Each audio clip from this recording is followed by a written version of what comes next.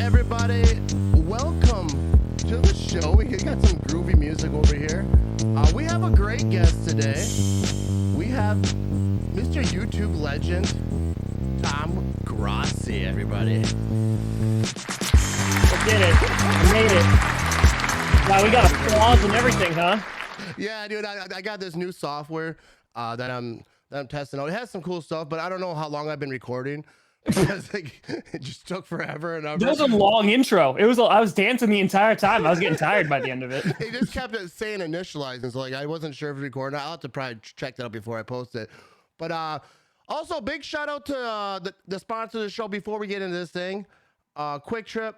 They have some new products coming out this month. They got the Cherry Dunkers, mozzarella sticks are back, and the Pizza Puffs. Pizza Puffs look intriguing. I saw them on their social media. And I'm probably going to do a review on those at some point because I know I'm going to eat them. But anyways, welcome to the show, Tom. How's this off season treating you? It hasn't happened yet. I know, right? It legitimately, like, I'm literally I can't go on vacation because I'm literally waiting for Aaron Rodgers. So there is no off season. I still do 5 days a week. I thought I wouldn't stream on Sundays anymore, but then I had to stream the Daytona 500, which was a first for me. So, I mean, now my weekend should be free and clear. But yeah, no, off season's not going to begin until Rodgers says something, and then free agency, then the draft. So like, ask me mid-May, and then I'll let you know how off season is. Yeah, like especially like for what you do, like you stream everything. Like you do like 16 videos a day. It feels like that sometimes. Yeah, I mean, I streamed more games than I ever streamed this past season. I streamed 93 games. So every Packers game, every primetime game that's Sunday night, Monday night, Saturday night, Thursday night football, and every playoff game. So yeah, it was a lot. Wild. It was a lot. And because like when I first started doing this, like doing the streaming thing, I seen like obviously Cheesehead TV does it, you did it, and I'm like, sure. Oh, I'll try it. And first of all, it's not as easy as it looks. And like all the games that you do, like I try doing like Thursday night games, regular games, but I realized I don't know enough about these scenes to be over here. I think it's cool to go live, like how I think I might do it next year, and just hang out instead of like trying to act like I know stuff. Because like it'll be like the third string running back for like the Rams. Like I've never heard. It's of like I don't know that one. But you do a great job. But what I want to have you come on here today, I want to hear the story, so maybe people who are listening and myself can learn some stuff, and we can be big mega YouTube stars as well. You know what I mean? Listen, you got those big time sponsors. Quick Trip was with you last year too. Like, listen, I see you. Yeah, I have to do more. Like your work ethic. Like maybe just talking to you will rub off on me, so I don't lay in bed for an afternoon watching like World War II in HD. It's like the next day, you're talking about the Packers, and you're just like tired, and it's like leading in, and then Aaron Jones stormed the beaches of Normandy, and then it bleeds in. It's fine. That's what it is. As much stuff I watch because I like those old documentaries. I know probably more about that stuff than I do the Packers. Listen, it's whatever you're interested in. It's all good. You can start like listen, I do history stuff all the time. Those Friday night Q&As, just because I'm a history or was a history teacher, like we talk about history for like half the time. So you could just like really start putting it into your content and just go off on tangents. It's fine. Yeah.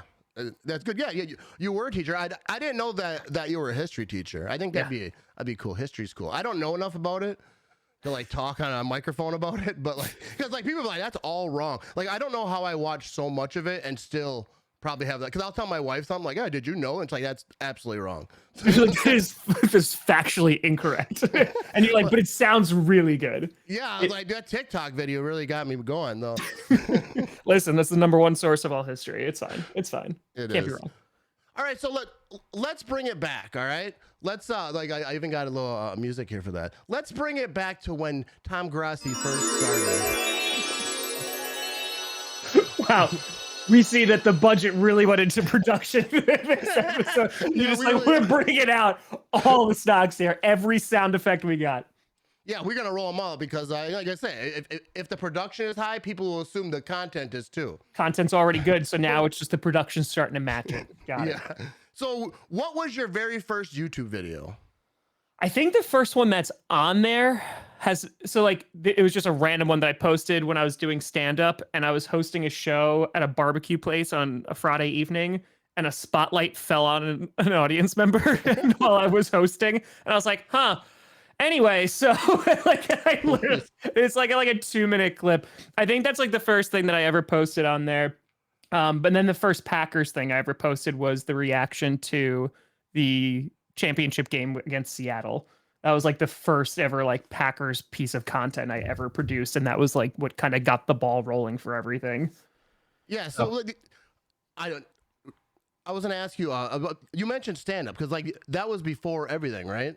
So Actually, it's funny because like that all kind of happened around the same time because I so let me there's a couple things that happened at once. So that happened in January of 2015. Is my dates off? My dates might be off then. So it's like January 2015 is the NFC Championship game.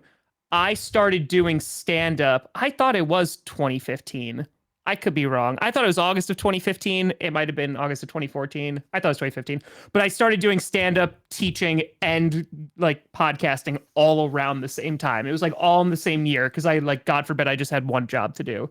So I was doing literally like 3 things at once. And back in the day, like the podcast was easy because it was just 2 days a week. It was all audio. I wasn't doing any videos. I wasn't really putting out content for YouTube. I like dabbled in some stuff, but that's when things were really easy back then. Yeah, so I think it's interesting like talking to stand-ups because I think stand-up is like so like interesting. I almost had Dusty Slay. What's his name? Dusty Slay. You know the comedian. He's on TikTok a lot. Anyways, he was gonna come on my podcast, but I think he realized that I have a sports podcast. Like I don't care, but I wasn't gonna ask him about sports. I wanted to talk to him about comedy. About him, yeah. Yeah, but he's a cool guy. Anyways, so what was that like going on stage? Like how did that all like come to be? Like, and obviously you're not doing it anymore. But how did you get into that? And like what's it like going on stage, especially like early on, and everyone just staring at you? So I mean, the thing is, I was talking to somebody about this earlier last week or so, I think. And because someone kind of asked me like that question of like, how do like what skills have you taken like from your previous lives and like now into YouTube? And the thing was like we're going like way back. So when I was a teenager, I was making like home movies like with like my best friends, like with an old crappy camcorder, and we were editing it and like making like an hour and a half movies of like Harry Potter and James Bond and all that stuff. And like I always had like this like creative outlet that I wanted to do. And when I got to college, when I was a sophomore, I joined an improv comedy group and like kind of rose in the ranks on that. Like very Whose Line Is It Anyway type of, it was like short form improv. And I rose from that and like worked with the Del Close Marathon and worked with like a bunch of like where all the SNL people come from, UCB. I don't even know if Upright Citizens Brigade is even there anymore. But I did that in college. And then when I got out of college, improv, you need a bunch of people, right? So I didn't have a bunch of people, and it would like I would have to commute to the city and all that garbage, and I didn't want to do it. So I was working a terrible office job that I absolutely hated, and I turned down an opportunity to go train at UCB, which could have led me to SNL to go teaching. And I couldn't get a teaching job after school, so that was fun. It took like years for me to get a teaching job because I graduated in 2012. So then I was just kind of like I had this itch to do comedy, and I couldn't do improv, so I was like, screw it, like let me try stand up. I mean, like I already stood in front of people. I want to stand in front of a whole bunch of random high schoolers and make them happy and interested in history. So let me try it. And the first open mic I ever did, I like traveled 35 minutes into White Plains, and it was like a random bar. It was an open mic night. It was nothing fancy. And like you had like 5 minutes, and I just wrote some stuff the day of and went up there, and it did like decently well. Like I got some laughs, so I was like, okay, like this is pretty good. And so I did I entered into like a competition at that bar. It was a stand-up competition. There was like veterans and stuff, and the winner got to open. They got like $150, which was like, oh my God, it's amazing. And then the winner got to open for Andrew Schulz, the guy who did like at that point. I don't know if you know that comedian. He's like a big time comedian now. Like he had that name sounds real familiar, but I don't think I can pick. This is before all of that. This is when he was like known from like MTV's Guy Code. Like it was like way back. So anyway, I entered and I won the competition, and like that was like, wow, like that's really, really cool. And I did stand up for a while. I recorded my first album, which was really cool. I really enjoyed doing that. But it's funny because you learn a lot of lessons when you do stand up, because when you're doing a show and you're brand new, every show it's like make or break for you. And what I mean by that is like there's so much anxiety slash stress of like, oh my God, I have to do well. Like I have to do well. I have to like, these people have to laugh, what have you, what have you. And the best story that I have from stand up, besides spotlights falling on people, was on a Wednesday night. I went into a New York City comedy club and I did an 8-minute set. This is like pretty recent when I started out. And I crushed. Like I did so well. Like people were like crying, like legitimately. Like it was one of the best sets I ever had. And I was like, damn, like wow, I am so good, right? Like got like a big head. I go 2 days later, I do a show at a restaurant and I do the exact same set and I bombed. Like nobody laughed. It's the exact same set, like verbatim. And there like wasn't even a giggle. And I was like, well, I suck. like that's it. And like you learn pretty quickly that it's just another show. And I think that in terms of where things went with comedy, that translated really well for teaching, because there was times where I had to stand in front of students for 45, 70, 90 minutes at a stretch, and you have to make it interesting. And, there's sometimes, I love history, but there's sometimes where history is boring as hell. When I'm teaching like the agricultural revolution and talking about the invention of farming, there's only so much you could do, right? And like to try and make that engaging and interesting, I think that that's something that, I've always tried to do. And like that is kind of carried with me to do like stuff like this. But stand up, I mean, listen, I did stand up again last year. Last year or year before, I don't remember at this point. I think it was 2022. It was 2022. I did a show actually for UWGB. So I did a big, like an hour stand-up thing for them. And that was a lot of fun. So yeah, I'll do stand-up again in the future. It's just right now with everything going on, it's on hiatus. Yeah, I think you'd absolutely kill, because I've never like I think I've seen clips of that you might have posted, but now Sure. like your audience now, like everyone loves you. Like I think you're like the most loved, like especially Packer fan, because most Packer fans, like you talk about Nagler or whoever, people Sure. love him or they hate him. Like I think it's universal. Like you're just a good fella. Oh, don't worry. There's plenty of people that hate me, Matt. Don't you worry. Oh, I'm sure there is. Don't you worry. I got plenty of death threats at my house and PO box. It's fine. It's fine. But so you talk about bombing, like what's that like? Because that's the thing, like when people, like a few people who think I'm funny, they're like, you should try stand up. Like, dude, if I bombed, like I saw Bill Burr tell a story, like someone threw a donut at him while he was doing, like, dude, I don't think I could like bounce back from that. Like I ain't built for all that. I mean, I'm good with comments on the internet. Saying you suck, you're ugly, your eyes are weird. But like if someone was in my face, like you're a piece of crap, I you're just like, you son of a bitch. Like, I'm trying my best. Yeah, it's a perspective thing. You do it for long enough, and I only did it for a few years. But you do it long enough, and I honestly think it's just like previous experiences, like they all kind of stacked on one another. Like I've taught lessons that did not go the way that I wanted them to go, right? I've told like jokes in front of students that they just sucked. Like they were just like, that was lame. And I was like, yeah, that's on me. Like once you have a presence on the internet in which everybody has access to you, you teach high schoolers, like random Joe Schmo at a bar on a Friday night, it really doesn't like measure up anymore. Cause I'm like, I've heard the worst things said to me in the history of anything. And like, it's not even like thick skin. You just have to be like, listen, I'm just going to destroy you now. Like when people heckled, like I had fun with it. And then there was times where like people took it too far or what have you. And then like, that gets addressed in a different way. But it's more of just, you're here. Like, I want to have a good time.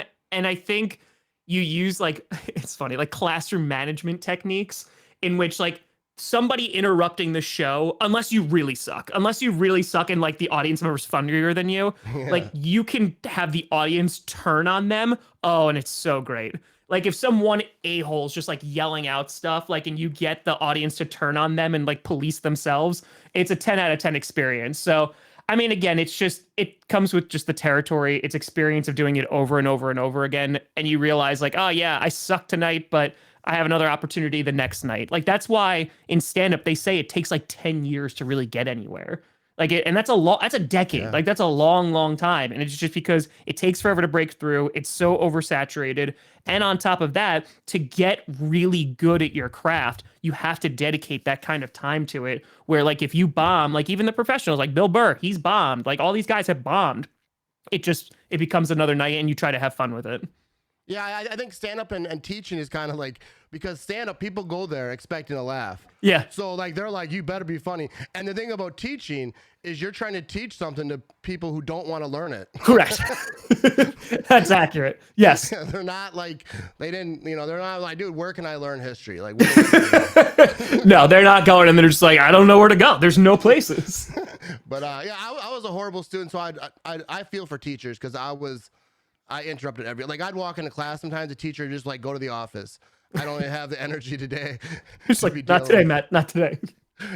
All right, so yeah, moving back. So then, obviously you were a teacher for a long time, and then you just recently quit. Like, go ahead, then we'll go back again. But like, what was that like? That feeling like you get to quit your job? Because I dream about this moment. I have to work a little harder for that to happen. As your boss is listening, he's like, "That son of a." Just counting the days. You're like, come on, Ted. I say this every time. It was terrifying. But here's the thing. It happened twice because it happened once where I quit because where I was a nightmare. And I was basically lied to. I mean, I can get into that if you really want to. Like, I was literally lied to, like, what the job was, and I quit, like, for my own sanity. Like, it was horrible. Yeah. So I'll go back to it. The first time, so I started teaching, it had to be 2015. I started teaching in 2015, and when I was teaching, I was at an all-girls Catholic school for 4 years because that was the only teaching job I could get because I had no experience. I was working for a grant writing company in the office job I was talking about, which I did not like. And I got into this private school. I was like, okay, I'll do this and then I'll work there for a little bit and then I'll go to a public school, right? Because like that's what you're supposed to do. And then you can get a pension and retirement and all that great stuff. So I teach at this school for 4 years. I really, really like it. They wind up changing their schedule the year before I leave. And it's like a block schedule. So you have kids for like 90 minutes every other day. It's terrible. It honestly just like wrecked everything. But anyway, taught there. And then I took a $10,000 pay cut and a 90-minute commute to go work at a public school. So I was commuting 45 minutes. I was making like decent money. And I took a $10,000 pay cut to travel 90 minutes one way. I had to wake up at 4:30 in the morning. Leave my house at 5:30 to get there at 7:00. And I did that because I was like, this is what you're supposed to do. You're supposed to get into a public school. I found out day one, they lied to me. It wasn't like a real teaching job in which you were just expected to basically hand out packets. And it was in another location in which you had complete strangers, including drug dealers, users, what have you, walking through the halls who were just like full-blown adults who were just like from the outside because there was no security there. Just there? Yeah, you had people bringing knives in. Like it was a grand old time. And I basically, after a week, I was like, this is not what you said it was. Like, and because here's the thing, Matt, if I could teach, I don't care where I'm teaching. I've taught in terrible places before. Like I've taught in low income communities, like with no resources. I bought all those kids' notebooks. Like that's fine. It's never the students at all. It's usually the adults. And the issue is that they basically threw everybody together. So they had to learn like Global 9, Global 10, US, and they were all in the same class together. So it was impossible to actually teach. Like you just had to hand out packets. And I was like, that's not what I want to do.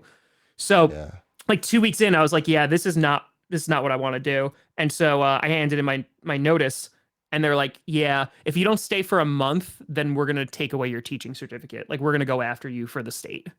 What? And so I had to, yeah. So they were in that power. Like it usually is not something that happens, but they couldn't fill the job. So because of that, they said, we'll take away your teaching certificate. So like everything I went to school for, they would have taken away. So like you have to stay for 30 days. 15 days later around, they hired somebody else. They left before the day was out. So I had to stay the full 30 days. So I did that and I quit. And this was in 2019. So I was not making a lot of money from the podcast. I tell this story all the time.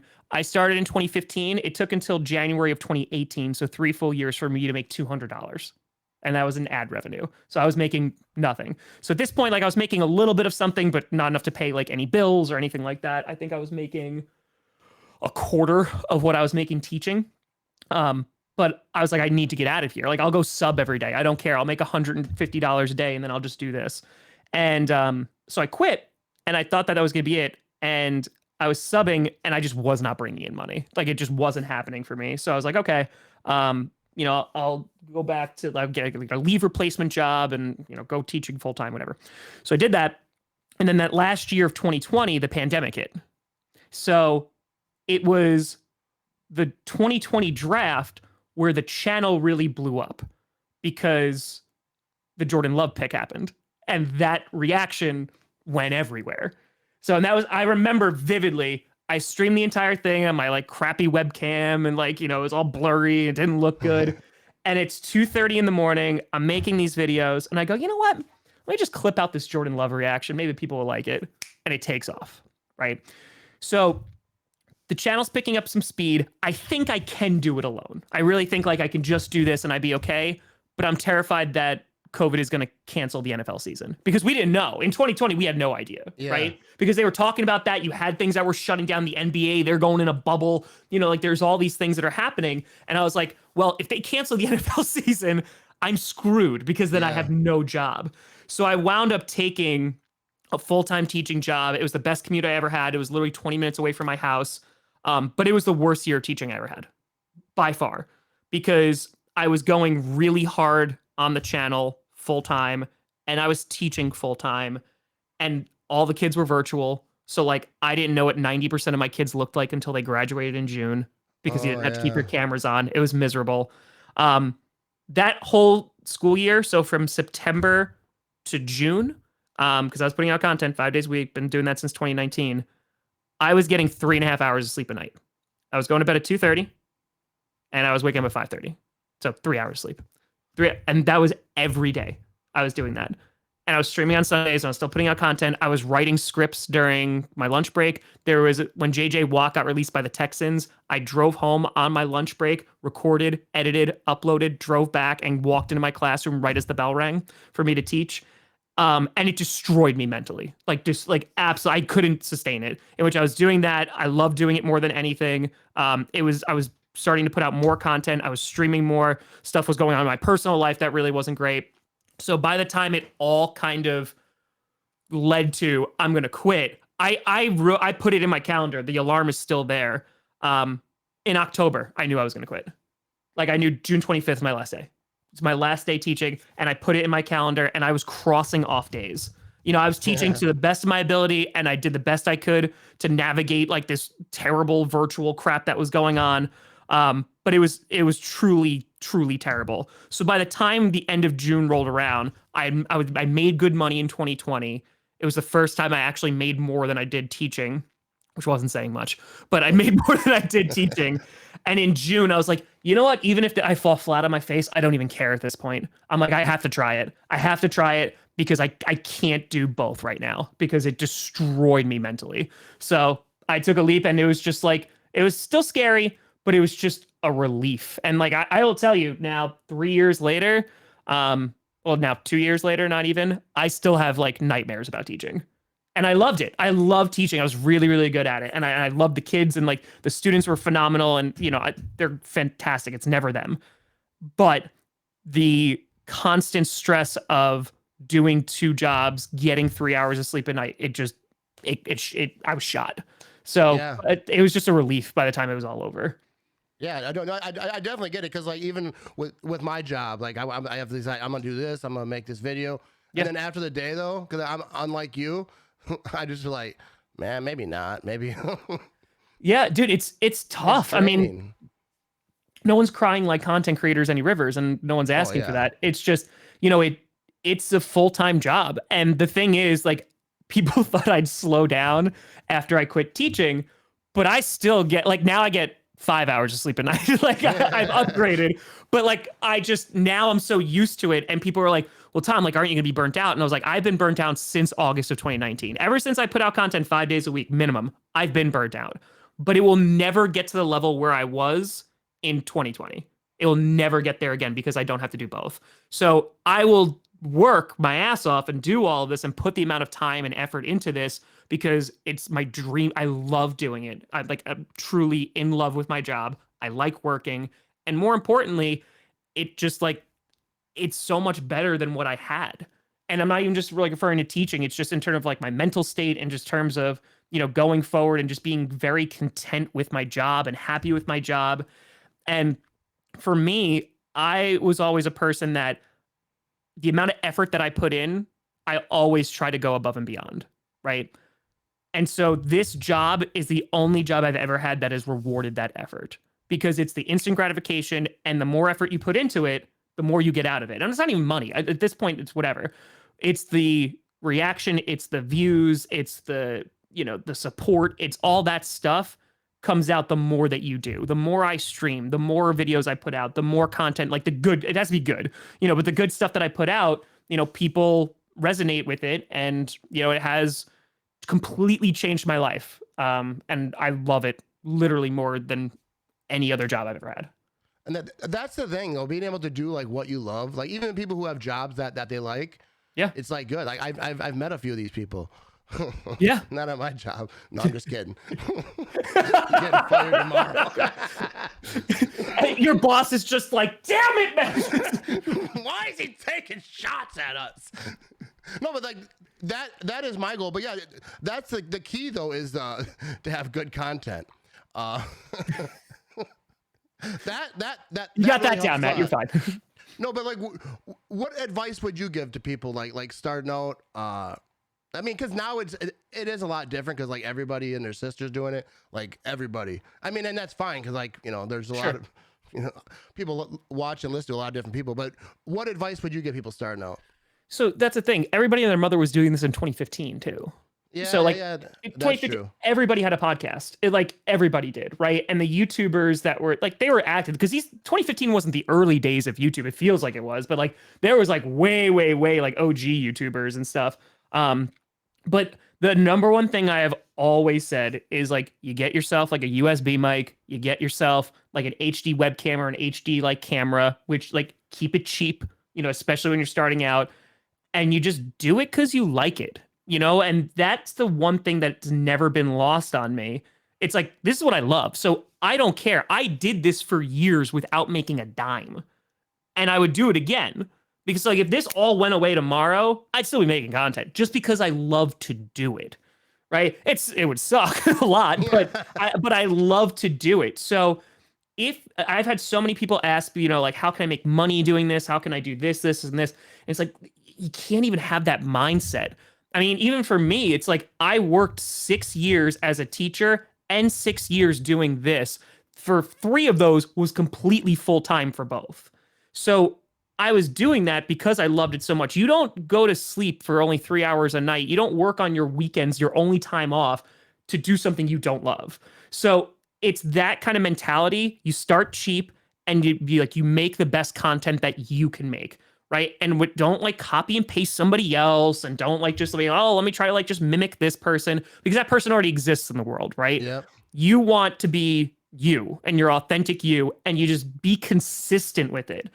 And the majority of people quit after 6 months because it sucks. It sucks if you could like it legitimately does, though. Right. Like back in the day when I was starting out and I started making videos, I was doing it on my laptop. And just to render those videos, not like the prep, not just the recording, just to render them took 3 times the amount of the video. So if I had a 45-minute video interview, it would take 3 hours to render that video. And so I would do all of that. I'd spend all day doing it and I'd put it out and 3 people would watch. And it was probably because I misclicked twice. That sucks. Like it's a crappy feeling. You're like, nobody's watching, nobody cares, it's not making any noise. That happens not for months, for most people, years that happens for. And it makes those times that people do watch even better.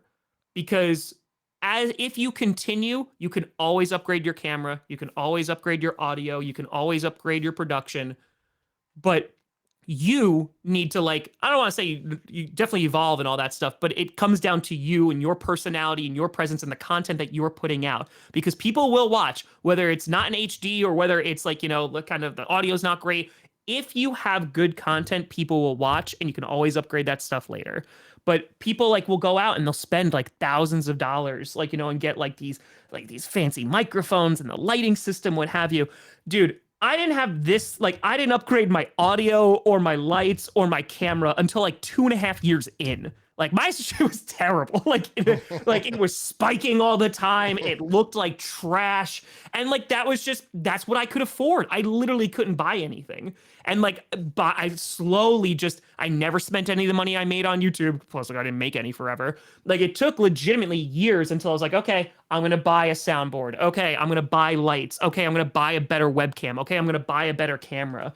And it takes time. But the number one thing is just consistency and just doing it, not because you're trying to make a quick buck, because you probably won't. It's going to take a real, real long time. Yeah, and then that's what I say is like you have to like really, really have fun with it. Because like for a long time, I was doing content like not like on purpose, but like in the back of my head, I think I was like doing content I thought people wanted to see instead of doing content, and then that becomes like a job. But if you are just like, what would be fun, what would be cool, like I got some stuff I'm going to start this off season that more of that way, because like I think sometimes like people do get veered into like, I don't know, like because like what's popular. Yeah, and like what you think your audience wants, and like sometimes even the comments, but you really have to stay true to like what you want to do, because if you're having fun and you're putting out good content, the people who like that type of content will be there, and you're not just being real, you're just having fun with it. I mean, I've said this. I stream now a lot, obviously. Yeah, and your whole life you're like a reality show over yeah there. Like so, but now, I mean, like I remember like 2018, I would stream and there'd be 10 people in there. Like I remember it vividly. I remember the first episode I ever got 100 views on. Like I remember all of these little milestones. And like now it's obviously blown up to like an insane amount, which I'm very proud and grateful for. It's just, but like it's always, for me personally, I think this is stupid. And what I mean by that is the fact that like I can make more money doing this and being an idiot and making fucking comedy. Excuse me, I don't know if I'm allowed to curse here. Making like comedy skits or like making, stupid videos and like talking about the fact that I can make more money doing this than teaching. That's a whole nother issue. But like it really is. I'm like, I feel the need every single day to earn the platform that I have every day. Because like I was there when I was super broke. I've been broke for the majority of my life, when I was grinding out content, when nobody was watching. Like I did that for years. And I vividly, I had a guest on, probably one of the first 10 guests I ever had on. And at the very end of all of my shows, like whenever I interview somebody, I go like, plug something, right? So like your podcast, your website, your social media, what have you, what have you. He goes, I have none of that. He goes, but there's a charity that I'd like to bring some, exposure to. And maybe 50 people would listen to this, Matt. Like there wasn't a lot of people. And I was like, sure. And it was for basically aid dogs for wounded veterans. All right. And it was like providing that. And I like did not have any money. Like I had no money, but I was like, I'm going to donate $50 to this, because I was like, I need to do this. Like, this is something that they took their time to come and talk to me out of their busy day. This is something I should give to them. And it's always kind of been that idea of like, if I ever get to this point, it's going to have to be constant giving back.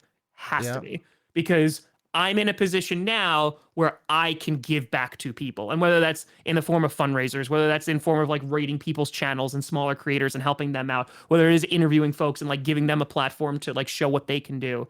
Like that's honestly what the most important part about this is. So that's what I try.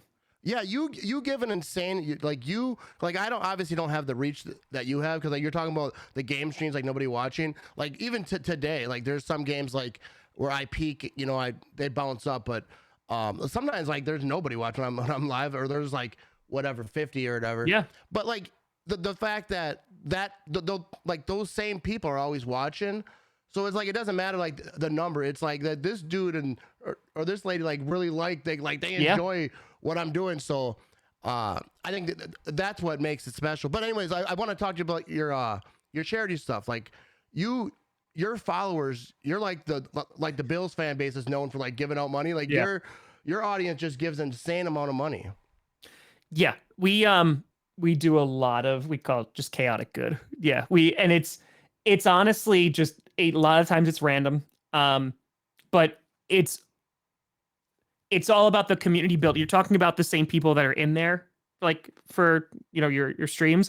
It's the same exact way, right? You get to know these people, and that's the thing too. I stream all these games, but I also stream still every single Friday. And then like Yeah. throughout this like the off season, I'll stream like sometimes on Mondays and Wednesdays, what have you. But every Friday we do a Q&A that lasts minimum 100 minutes, and sometimes it goes for 3 hours. This past Friday went for 3 hours, and we just like shoot the crap. Like we just talk, right? We drink, we have a good time, and we talk. And it's community building every single week. And sometimes it's multiple times a day because during the season, I stream on Sunday, Monday, Wednesday, Thursday, Friday, and sometimes Saturday.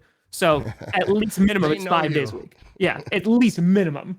So you get to know people through this. I mean, for example, like there's a Discord now that got set up a few years ago, and now we have I think like 1,000 or so members in it, and like they have their own culture that's like now developed in front of that too. It's phenomenal, and you grow this community, and I think that's what a lot of people like content creators lack.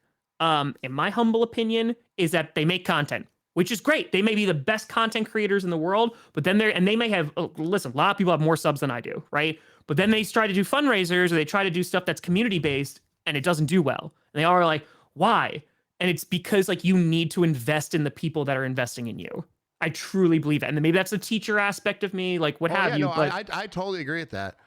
like, I've always said it like why like how I grew with it. I think a little bit is because like I don't try to be like I'm not like we're just all like just friends. We're just Packer fans Yeah. talking. We're just and yeah, but like you talk about like there's certain people like I have my scoreboard has always been like a whiteboard or some type of weird thing. sure. So there's this one guy, Phil, who comments because I always forget to update the scoreboard. Yeah. So he would always say scoreboard. And there's just people like that who watch. Yep. Like he's been to he lives in Minnesota. He'll be at the Vikings game watching my stream. Yep.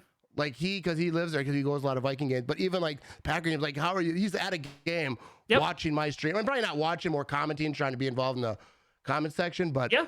it's amazing. It is amazing but that's like the genuine connection that you get to have with people that watch you, because it goes from it's disposable content of like, here's how I can kill 5 to 10 minutes or like an hour and just like watch something, to, oh, I'm invested in this because of X, Y, and Z, because of the person who's behind the camera. And I think like that community building has been what has led to the success when it comes to fundraisers and things like that, because I have never in my life ever asked a single person for a donation for myself, because I don't take sponsors. So I just don't do it. Like I have sponsors with like other shows that I do, like with GPS and like clickbait, but that's it. I don't take sponsors on the main channel. I just don't want to. It's just not for me. I'm just not a fan.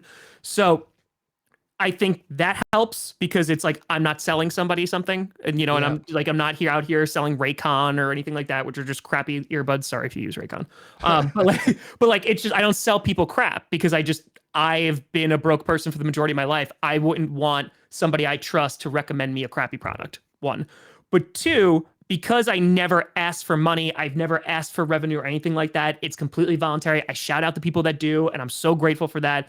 The only time I ask people for money is when we're doing fundraisers. It's the only time.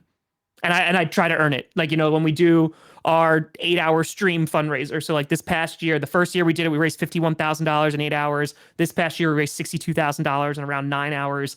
And it's insanity. But like I did a Hot Ones challenge. I bring on guests. We do all these things, and it all is going to an amazing cause. And to be completely honest with you, I don't tell the charities ahead of time. So I just do it. So like, for example, like we did Friends of Animals for this last one. They got $62,000. And when it's done on YouTube, because I never touch the money, it's always like GoFundMe directly to the charity, or it's like through YouTube where it goes directly to the charity. I was going to ask you how you do it, because I've wanted to do it, but I was like, I don't want to handle money. Yeah, no, I don't touch it. So like there's literally like an option when you set up your stream on YouTube that you can scroll down to the very bottom and it says add fundraiser, and you just search whatever fundraiser it is. So you could like organization. So anyway, it takes like about a month and a half for YouTube to give them the money, because like even on YouTube, it takes a month to pay the creator, right? So like if you get all this money in January, you don't see it until mid-February. So I reached out a week ago. So this is in February now. And I emailed them. I was like, hey, I just want to make sure you got it. Like, just to make sure that, like, $62,000, a lot of money. Yeah. And they were like, oh my God, that was you? They're like, we don't know where it came from. Like, we were literally wondering where $62,000 came from. And it was just like, it was great. And I was like, listen, I don't want thanks. I just wanted to make sure you got it. I'm very happy that you got it. But it's that kind of thing. Like, that's the chaotic good. It's the raids that we do. It's random people who have nobody watching. It's just like, yeah, let's go raid this Broncos fan who's like, streaming this way. Because as you know, and I've known, I know what it's like when nobody watches, and it feels kind of crappy. Like, I've done Q&As, dude, and I have no questions. Like, I've done that, and I'm just like, well, I'm just gonna talk because I got nothing to say. And maybe there'll be a person who comes in, like, that you go through that grind.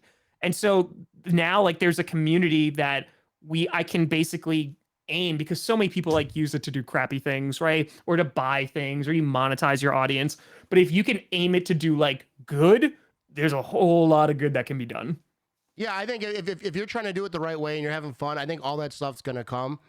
Like it'll come, because like I was doing it. Like, I remember when I first started, like, I was always talking about Quick Trip because it's like a Wisconsin thing. I never thought, I've had people actually tell me like, you'll never be sponsored by Quick Trip, and then I wasn't trying to anyways. I was like, that'd be cool, but that's kind of like far fetched. So like, I think if you just do it like you're supposed to do it, I think it's something that you use and enjoy and go to, right? So like, that makes sense. It's not like, oh well, Matt's getting money, that's why he's doing this. It's like, no, it's like, I'm gonna go there anyway. yeah, that's the thing. Like, because I've had a lot of people, businesses say, hey, will you promote like this lawn chair or something? I don't do that stuff because it's like, if I'm not sure that it's good, like, and especially if it's something stupid, like, and it's not gonna work anyways. People aren't gonna be like, oh, I like them on the internet, so I'll buy that chair. Like, I don't. But how much money though have you given? Have you kept track how much? Yeah. Last year, sorry, 2021 was $82,000. That was for charity, and then 2022 was 103,000, I think. That's wild. I think that's weird. Like, I mean, not that you want like a pat in the back or whatever, but like, that seems like something like you would people would want to talk about. Like, it's the thing I'm the most proud of. I mean, because at the end of the day, that's honestly all that really matters. Like, it is like this charity. Like, and again, I have done almost every charity under the sun, right? We've done for veterans, we've done for the environment, we've done for pediatric hospitals, we've done for like pretty much any category you name, I've done it. And it's just because it's not political, because oh my God, that one's really fun. Like, when people are like, oh, you picked this charity, I was like, then don't donate, you schmuck. Like, there's just don't. It's okay. You can move on. If you don't want to donate, it's okay. Nobody's forcing you. It's wild. But yeah, I mean, again, it's also, I think it's different because like there is no pressure, right? It, like, when I did the first ever fundraiser stream back in 2021, because I was raising money for charity way before 2021, but like, that was when I was like, I want to do an 8-hour stream. I just want to do a charity stream. Like, why not? Let's see what happens. I think I set the goal for like $5,000, and I was like, that'd be amazing if we hit this in 8 hours. Yeah. And we raised 51. So like, it's amazing because people know it's going to a great cause, because I vet the crap out of the charities that we do. Like, make sure that like it's all going towards, most of it's going to programming, like they have a really high rating, like it's not Russell Wilson or Brett Favre's charity, like, you know what I mean? It's, they gotta be legit. So yeah, I mean, it's just, I'm willing to do that back end stuff because the result is just so damn awesome. Yeah, it really is. I've always said that that's something I want to do, but yeah, I don't think I'm there yet. I mean, I've done like little ones, but yeah. But that's all it is, dude. Like, that's all it takes, right? Because you just keep doing it, right? So it's like, okay, I'm just gonna throw out stupid numbers. Like, 10 people donated this time. Okay, the next time you do it, 15 people donate. You know what I mean? Like, and it just goes up, and then still that organization has money that it didn't have before. Yeah, and anything helps. Yeah, I kind of do, like, once in a while I'll share certain charities on Facebook, because like that's the thing with my audience is like it's split up, like Instagram, Facebook, like YouTube. Yeah. My YouTube, I remember that time that was one thing I wanted to bring up when you rated me. Yeah, it was funny because I think one of the times you did it, like I was like I went to the bathroom, and then like I came back, it was like a commercial or something, and there was like 200 people. It's like saying chair. Yeah, and then they're all like, and I was like, and I just said, why are you all here? What happened? Did Especially something on happen? YouTube. YouTube, very few people watch on YouTube. Like most of it, my audience is on Facebook, but I stream it at the same place, same time or whatever. Yeah. But yeah, and then there was a few times you did it, and I was just confused, like why? And then they're like Grossi posse, Sounds all right. and then I start talking about football. I'm like, all right, we're going back to him. Listen, we got to help you with that algorithm. That's it. You know, it's Yeah, just like no, a boost I think with likes it's with awesome to do subs. it. I've heard people talk about like like you said, like Broncos fans. It's not just Packer fans. Like Yeah. you're all over the place, and you got Kurt Benkert. That interview was cool. Good old Kurt. Yeah. Yeah, Mark Murphy. Like you've done some crazy stuff. What was the coolest thing that you've got to do because of your channel? Might be the first Sunday Night Football appearance. That was really cool. NBC literally came to my house the day after Thanksgiving. Like that was really cool. I got paid $0 for it, but I was just like, oh, I'm on. That was in 2018, and I was like, oh my god, I'm gonna be famous. And then like Sunday night happened. It was amazing. And then Monday night I went to work, and everyone like nothing happened. Like I think I got like maybe 50 subscribers. Like nothing happened. That was really cool. But honestly, you know, the yearly stuff with Murphy is always fun.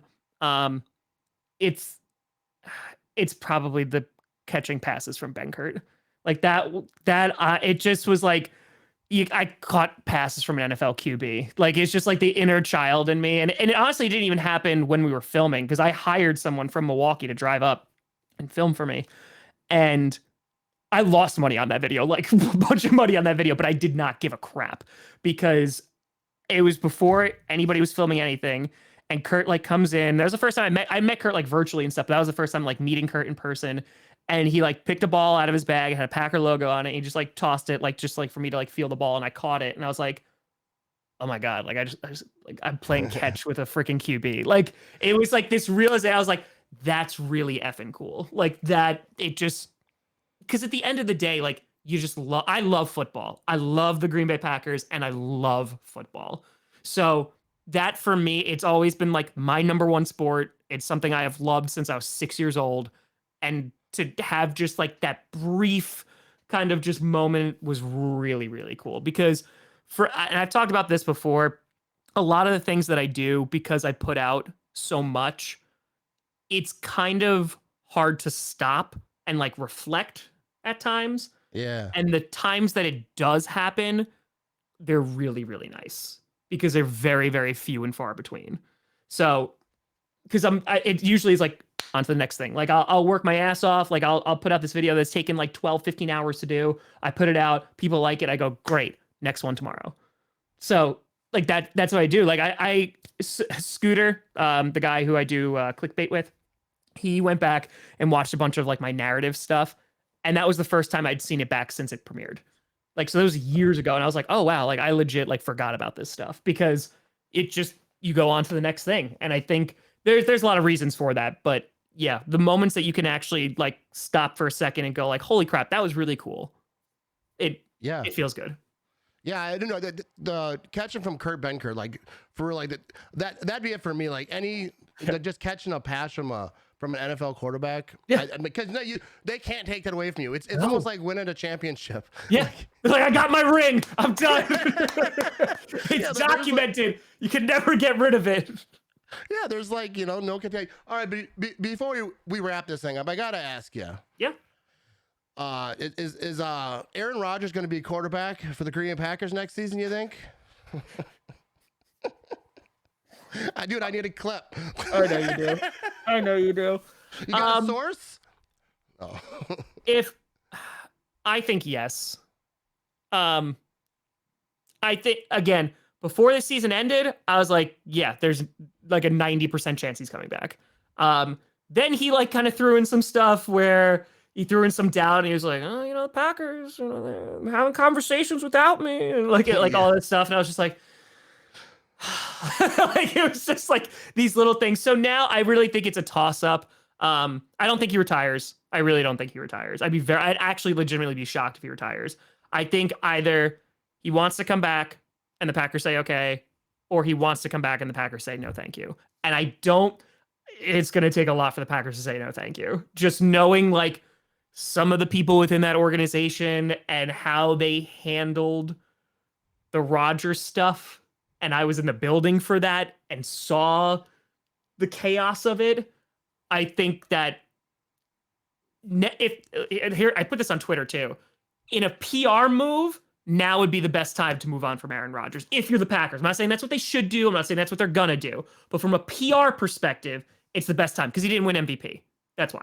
Because he won MVP back-to-back years. You can't get rid of him. And I know everyone was like, "Oh, you should have traded him last year." It's such like the fan base would have been like, "Are you effing kidding me?" Because when it came out a couple years ago, when he was unhappy, when Schefter said on draft day that Rodgers is all pissed, a lot of this fan base turned against the Packers because like Rodgers looked great. He didn't say a word, but he looked great because then it was like, well, look what they did to Jordy. Look what they did to Clay. Look what they did to Randall. Look what, you know what I mean? It's these guys they let go and they like were bitter about it, you know, and they kind of like had a grudge about it, all this stuff. And they were fan favorites. And so as time went on, you know, Rodgers said some more controversial things. And so like, you know, all these things have happened. So I think because we've done this now for 3 years, if the Packers were to move on, this is the least amount of blowback they'll ever get. Will they do it? I mean, listen, the Packers went from a team that we are going to move on from players, you know, too early rather than too late to we're going to hold on to players, we're going to hold on to coaches, we're going to make 4 years. We a family. It's like, yeah, that's it. We a big family now. We're going to, well, you want Randall Cobb? I don't want Randall Cobb, but we're going to bring in Randall Cobb. It's fine, right? Goody literally got on the podium and was like, oh yeah, I literally brought him in for Aaron, right? So it made Randall Cobb feel real good. Yeah, I know, exactly. And like, listen, Randall Cobb, great guy. I'm happy he's part of the organization. I'm upset that we couldn't get a ring because we did it. We had 2 years where we had 2 legitimate chances to go to the Super Bowl. And we should have, in my opinion. Like, you know, we weren't the better team those days, but like those teams, the 2020 teams and the 2021 teams could have gone to the Super Bowl. Last year, that team could not have gone to the Super Bowl. Yeah, and I totally agree. That's why I said I think it was I forget what year. Well, I think it's 2020. Where I said like, that was like the best chance. And maybe it was 2021. Definitely wasn't last year. Bach getting hurt literally cost us a Super Bowl appearance. Yeah, like it did. It and you know it sucked. It is what it is. That's football. You know, like it is very difficult. We talk about this all day, right? Like the Tom Brady has skewed what success is. You know, and Patrick Mahomes is the next guy because he has a Hall of Fame coach. He's a Hall of Fame player. He's got a Hall of Fame tight end. Like he's got all these things together. And like, listen, we could have repeated in 2011. Guys got hurt. Nick Collins got hurt. Charles Woodson, you know what I mean? Like these guys got hurt. We never replaced them. And we had a lot of success for a lot of years, but it's difficult to go and like win a Super Bowl or even get back there. And I think the question that I've been asking is, okay, this team downgraded from 2021 to 2022. They lost MVS. They lost Devontae Adams. Those were the 2 big ones, right? They brought everybody else back. They brought Devondre back. They brought Rasul Douglas back. We thought we were going to have this top 10, top 5 elite defense. That didn't happen. While Goody even said that, you know, the defense would basically cover for the offense while they struggled to learn. And none of it happened. So like there was a nice little stretch there where we had like, you know, a nice defense there, but it's coming into this season where we have a bunch of free agents. Is this team, even with Aaron Rodgers behind center, are they Super Bowl contenders? Because what else has changed besides losing players that you're going to lose? Joe Barry's staying, right? The staff is staying. And you hope that some guys can take the next step. Christian Watson, Romeo Doubs, right? Rashawn Gary will be back at some point. You hope they could take that next step. But are they Super Bowl contenders with Aaron Rodgers? I think it's going to be an uphill battle for them to do so, which then goes, okay, then do you potentially look and evaluate the guy you drafted back in April of 2020? Yeah, and I think that's spot on because like if they're going to, because I know like people like call me like a Rodgers cheerleader, but most of it I hate like the like I suppose like on Facebook is like where I am a lot of the time. Sure. There's just this like fake sports pages and they'll put out per source like, dude, you don't have it. So I commented and I troll them. Even like CBS Sports, like yesterday I saw CBS Sports because they have CBS Sports Packers, CBS Sports Raiders. They have every team, and they clickbait certain things, but they're kind of telling the same story. But they kind of like with Rodgers, I see like all these pages. I don't follow them, but they pop on my page. And they all link, oh, this Rodgers could be going here. It's just clickbait drives me garbage. Nuts. It's garbage. Like, and that, like, dude, today was the first day I've made a Packers video in a while because I don't want to talk about Aaron Rodgers because we know nothing. Like, and Rodgers comes out on McAfee and says, nobody knows anything. So it's like, why are we still playing this game? Like, and I know nobody wants it. I know it's to drive clicks and stuff like that, but I'm just like, no, I don't care. I will care when I know what my team is going to look like. When Aaron Rodgers comes out and says, I'm staying or I'm leaving, that's when I'm going to be like, great. Until then, I'm just going to wait. Like that's because that's all I can do. Like I could do like hypotheticals. I can do, oh, we could go here. I could do all those things, but it's meaningless. Like it doesn't mean anything. And people have asked me like, do you want Aaron Rodgers back? And my answer has been, I just don't care. And it's not even an indictment on him. I just don't care anymore. Because if he comes back, great. Because guess what? I'm a Packers fan. I'm going to be rooting for them real, real hard. If not, I'm going to be rooting for Jordan Love real, real hard in the Green Bay Packers. Because these guys are going to come and go. I am going to be a Packers fan for the rest of my life. So I will, if Rodgers, if this is it for him, I will be eternally grateful for him. Like, I love what he did. He's a phenomenal player, one of the best to ever do it. And he did it for my team that I love and support. And we've had some amazing seasons. We got a Super Bowl ring out of it in my lifetime because a lot of fan bases have not. Yeah, you know, like people literally have been born, became a fan, growed up, died, and never saw their team even go to a Super Bowl. I'm lucky enough that like I got to see it and I got to like see them win. So, you know, like for me, I'm eternally grateful. And like, if he decides to stay, I will root for them with all my heart. If he leaves, I will still root for them for all my heart. And that's it. That's what I said when it first started being talked about. People asked me, like, I don't care. Like, I don't care. Like, you know, I have a Jordan Love shirt design. So he's there, you know what I mean? No, but I'm excited to see what Jordan Love could do. But like I said, I'm just a Packer fan. No matter who's the quarterback, that's it. I'm gonna be a big fan of that dude. Yeah. Like people, I don't get it, like how you could hate the quarterback of your team. Like I get it. I'm not trying to like be the fan police or whatever. But like whoever it is, like when it was Brett Hundley and they were going through all that. Dude, Brett Hundley, I was like, let's go. Yeah, dude. I got you. Yeah, dude. Yeah. I mean, unless you're Deshaun Watson, like there's like really, there's like. Thing. As long as you're like a good person, that's why it's so easy to root for the Packers. Guys like Preston Smith, Kenny Clark, people, sure. The guys who I've talked to, like they are just legit good dudes. They're not like, they're just good people. They're not. I mean, like Aaron Jones, like is the epitome of like what you want as a franchise guy. Like the amount of stuff that, you know what I mean? Like these guys, like they're part of the community. Like these are the guys that you want. And I know like Rodgers has said some stuff that has definitely rubbed people the wrong way. And like you could not like him. That's fine. That's not your prerogative. Matt, I gotta tell you, the thing I'm the most excited about, because it's what you said, right? People will call you a Rodgers cheerleader because we're in a day on the internet where if you say good things about Aaron Rodgers, you're a homer. And you love Aaron Rodgers, you could do no wrong. If you criticize Aaron Rodgers, you're a hater and you hate him because of X, Y, or Z, has nothing to do with anything. And I'm just like, well, I just don't care. I'm just like, I'll criticize him and I'll compliment him because I don't have an agenda and I don't care. Like that, and people like can't remove themselves from it. What I can't wait for is the day when Aaron Rodgers eventually does leave, whether it's this season, next season, or what have you, and all like the bandwagon, like fair weather fans leave with him. I'm gonna be like, goodbye. Like, don't let the door hit you, because like that's the kind of stuff where it's like he could do no wrong, what have you. I'm like, well, no, he can.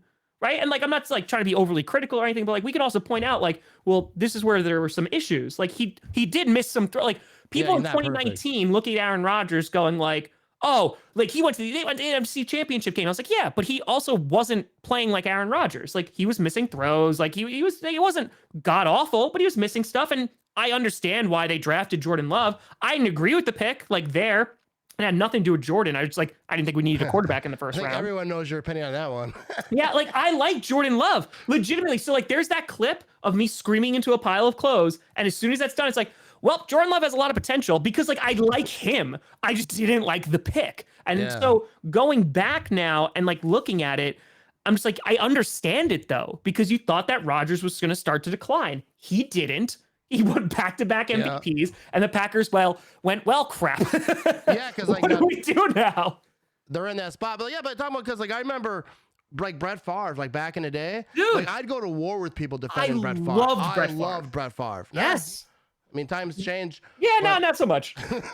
But like, and then when Rodgers came in, I didn't know anything about Rodgers, but I was like the biggest Rodgers fan, even when the other people were like booing him, just because I was like, he's a Packer player. Yep. He plays for the Packers. I'm gonna root for him. But you know, it is what it is. But I want to thank you for jumping on. I don't want to keep it too long. Everyone who doesn't know who Tom Grossi is, be sure to subscribe to him on YouTube. I'm sure this is gonna get you over that 500K. Get that Matt Ramage boost. That's all you needed, you know. Get those people on Facebook over there. But How quick was it from 200 to 400? Because that was one thing. Because that seems so fast for 200,000 subscribers for people, but it seems so fast. Like it just skyrocketed. Like how many like a day were you getting? Every 9 months, I have 100K, baby. It's literally every 9 months. Every 9 months, I usually go up another 100K. So like I've literally tracked it out at this point. So yeah, so I think like 500. It depends. Like if Rodgers stays, it's not gonna do anything. If Rodgers does wind up leaving, I'm gonna make so much damn content. It's gonna be insane because like that's all anybody's gonna want to talk about. And it also opens up like really interesting things to talk about.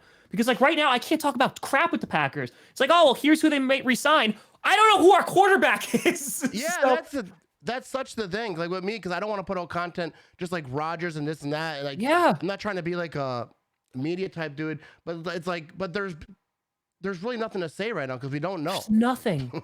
So like today, I talked about like expiring contracts and like what the team could look like short term, long term. Like that's it. Because I'm like, I don't know what else. Like people are gonna go, what's the Packers' biggest draft needs? Oh, don't worry, I'm gonna do that video. But right now, I don't know if quarterback is like. Yeah, and it's a big factor into it. So, but no, but yeah, about every 9 months it hits another 100K, which is amazing. So the next stop is 500. You know, I'm hoping that we'll get close to it around draft time, but honestly, it'll probably be before the new season begins. Oh yeah, dude, I think it's awesome what you're doing. You're absolutely killing it, and motivating people like me. It. Like when I see what you like, that's possible. I just have to step my game up just a little bit. You know what I mean? It's work, dude, but it's just consistency, and at the end of the day, it's like you will get to these milestones. Like I think still like my biggest milestone for me is probably gonna be 100K. Like I really wanted that, and I want a 500K really bad too. But like 100K was like, damn, I got this plastic play button. Like it was something I've been working towards, and it was years in the making. And I was like, this is really, really cool. And like, it was celebrating as a community because I live stream every time I'm about to hit another 100K. And like, we go crazy and like, we have this little like party and stuff. It's great. But yeah, it's the community building. It's just the consistency. It's putting out good content. And, you know, eventually it works out. Yeah. I think that the key thing is like what I'm figuring out is just, you know, if you're having fun, like I said, if you're just like thinking of cool ideas, like you do with like different video ideas, like you're just like that'd be cool. That'd be fun. Yeah. And I think it's great, but I won't keep you no longer. Everyone be sure, check out Tom Grossi. Is there anything else that you want to pump up? No, but I appreciate you having me. Hey, I appreciate having me. You know, I've never had a 400,000 subscribed YouTuber on my, on my show. Anyways. All right. Thanks for tuning in, everybody.